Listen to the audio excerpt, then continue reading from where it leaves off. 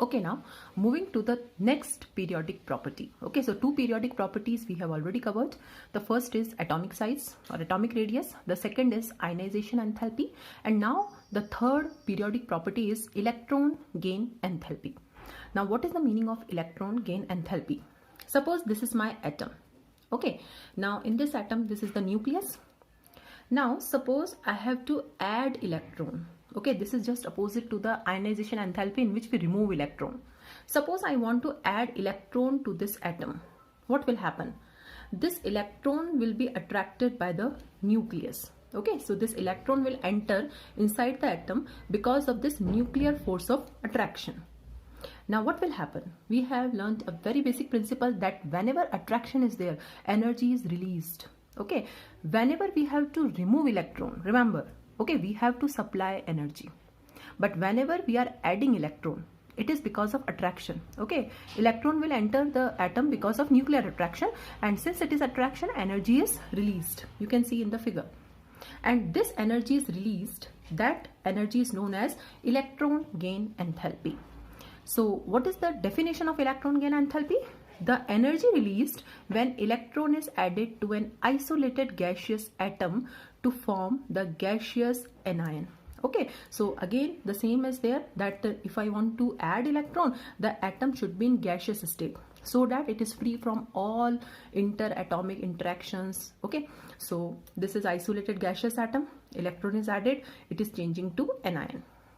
Now what is the symbol of this electron gain enthalpy? The symbol is delta stands for change, H stands for enthalpy, it is energy, and Eg is electron gain. Now its value is always negative. Okay, it has a negative value. In chemistry we have two conventions.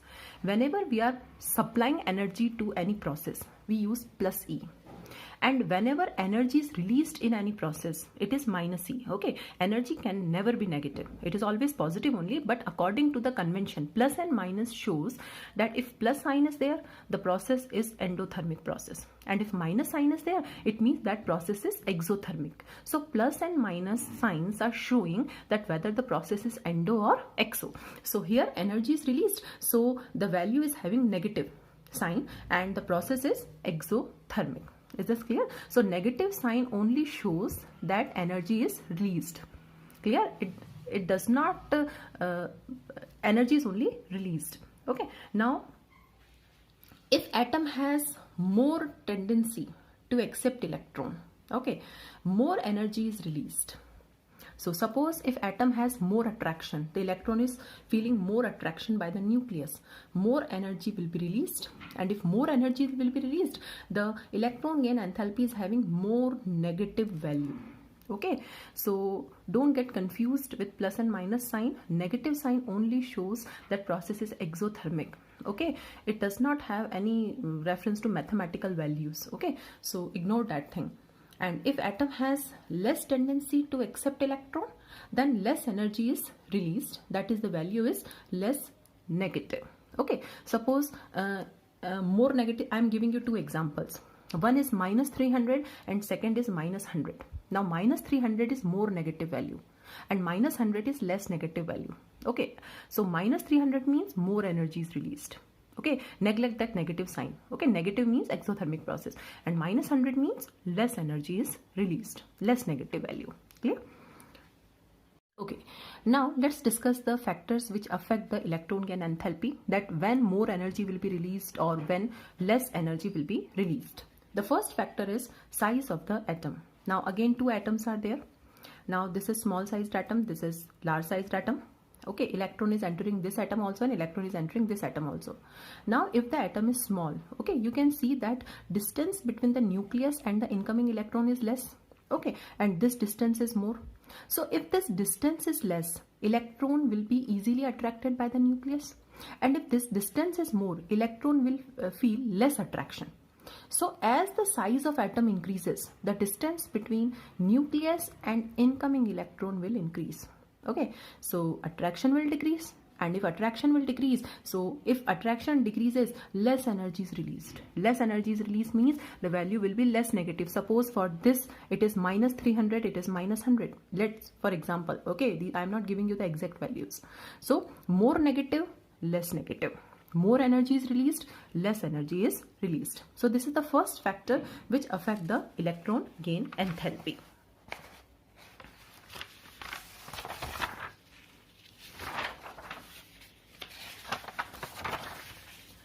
The second factor is nuclear charge.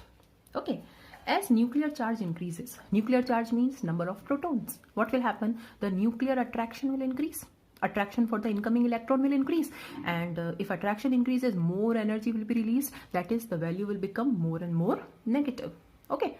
The third is electronic configurations.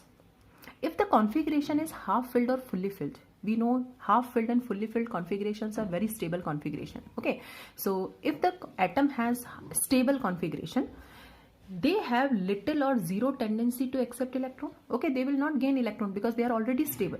Okay, so what will happen if the atom has little or zero tendency to gain electron? The electron gain enthalpies are either positive or zero. Now, what is the meaning of positive or zero? Suppose I am having an atom.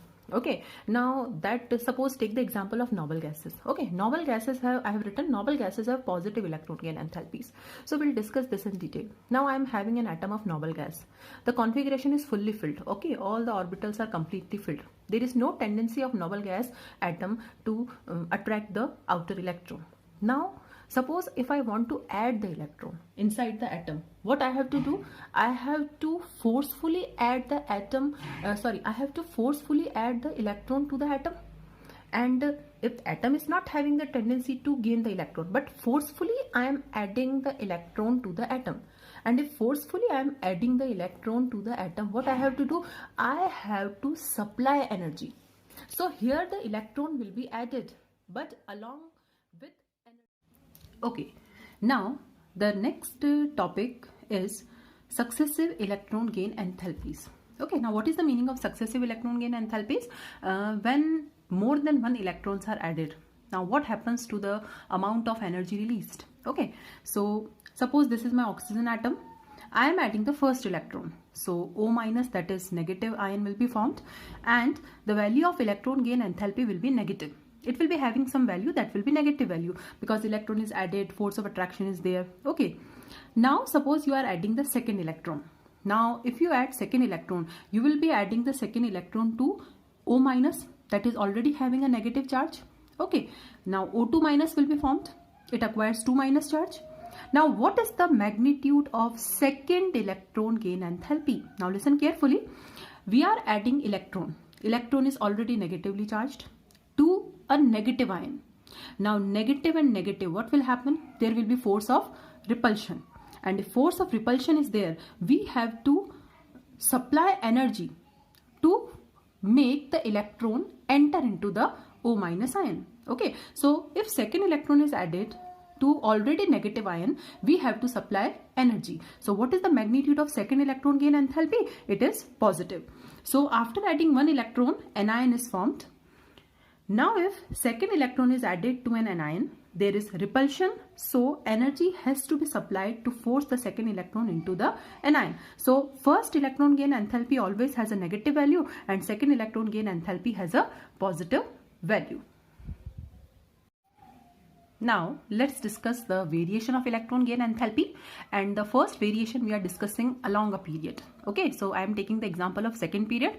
Okay, and whatever is there in the second period, the same thing is there in the third period. Okay, the same pattern is there. So these are the members of second period: lithium, beryllium, boron, carbon, nitrogen, oxygen, fluorine and neon. Now what happens as we move from left to right? Size decreases. Okay, nuclear charge is increasing. It means what will happen now? Relate the things. Your size is continuously decreasing. Your nuclear charge is continuously increasing. So what will happen? The incoming electron will feel more attraction, or we can say that the attraction for incoming electron will increase. Okay, so incoming electron is added easily. It will enter the atom easily. So more energy is released. And if more energy is released, we can say what is the magnitude of electron gain enthalpy? It is more negative. Now what is the meaning of more negative? That will be clear to you. So I have written some data. Now these are the actual data. Lithium, it is minus 60. Now this is the value of electron gain enthalpy in kilojoules per mole. Okay, the unit is kilojoules per mole. Beryllium, it is approximately 0, that I will tell you. Boron, it is minus 83. Carbon, it is minus 127. Nitrogen, it is 0. Oxygen, minus 141. Fluorine, minus 328. And neon, it is positive. So you can say, now leave beryllium and nitrogen. If you move from left to right, the electron gain enthalpy is becoming more negative. Okay, now don't relate this to mathematics, because according to mathematics minus 60 is more. Okay, so we are not relating this to maths. According to chemistry, in lithium, electron is added less easily, so less energy is released. Minus 60 means less energy is released, and minus 328 means more energy is released. Okay, so this is the order. But what happens to beryllium and nitrogen? Now beryllium, atomic number is 4. 1s2, 2s2, all the orbitals are filled. Nitrogen, 1s2, 2s2, 2p3, half filled configuration.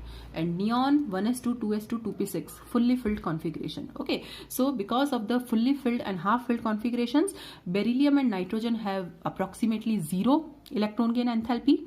Okay, means no energy will be released when electron is added. And neon has positive. Positive means you have to supply energy. Clear? Now we can say one thing now in the second period, which is having highest negative electron gain enthalpy, it is fluorine now. So we can say in a particular period, halogens, that is group 17 members, have highest negative electron gain enthalpy. Now what is the meaning of highest negative electron gain enthalpy? Means they have maximum tendency to gain electron. That's why they form anions very readily. They are non-metallic in nature. Because of their small size, they readily gain electron, more energy is released. Okay, so they are more stable as negative ions. Clear? Okay, now variation down the group. Now if we move down the group, what will happen? Now let's see. Size increases, shielding effect increases. Now what will happen for this? If size is increasing, attraction for incoming electron will decrease, less energy will be released, or electron gain enthalpy is less negative. As we move down the group, okay, so electron gain enthalpy is less negative. Now one important exception is there, and this thing is there in your 12th class also. Now what is that exception? I am having group 16 and 17 with me.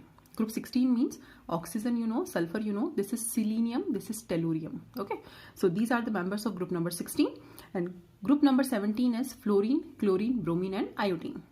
So what should happen? So as we move down the group, the electron gain enthalpy should be less negative. So less negative means oxygen should be highest negative.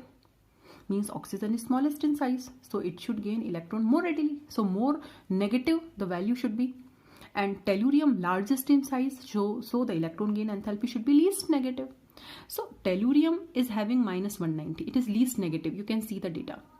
But if you compare oxygen and sulfur, we'll see that as compared to oxygen, sulfur has more negative electron gain enthalpy.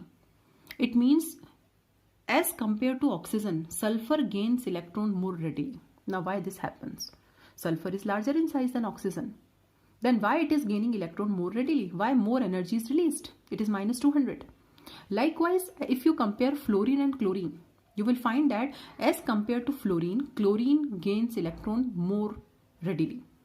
Is this clear? So when we move down the group, the electron gain enthalpy is less negative, but we have two exceptions here, and these two exceptions are in group number 16 and group number 17 only. That electron gain enthalpy of oxygen is less negative than sulfur despite having smaller size, and electron gain enthalpy of fluorine is less negative than chlorine, again despite having smaller size. Now what is the reason behind this? Now listen carefully, because this question comes in board examination also. Okay, in 12th class also we have P block elements in our syllabus. Okay, so what is the reason behind this? Oxygen and fluorine are small in size. Now what happens? Oxygen and fluorine are small in size. Already they are very small in size, and there are electrons inside oxygen and fluorine. Oxygen is having 8 electrons, fluorine is having 9 electrons. So already there are inter-electronic repulsions in the small atom. Okay, and if we add one more electron, what will happen? Repulsion will increase, because my size is small. Already 8-9 electrons are there, okay, in the small sized atoms. And if you add one more electron, what will happen? The repulsions will increase further.